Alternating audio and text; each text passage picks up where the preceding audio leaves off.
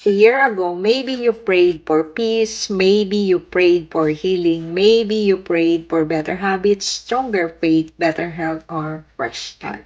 And today, maybe everything isn't perfect yet, but look closely. Maybe you're more disciplined now, you protect your peace more, you pray more often, you're becoming healthier, you're setting better boundaries, you're learning to trust God more. That's growth.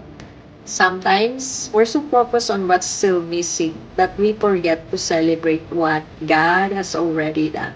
Growth doesn't happen overnight. It happens in the small decisions like showing up, choosing healthier habits, resting when needed, staying faithful in ordinary days.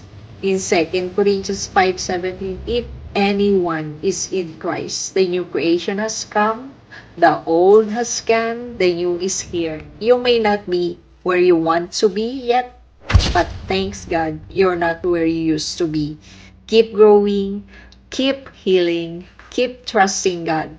Your next season is still unfolding.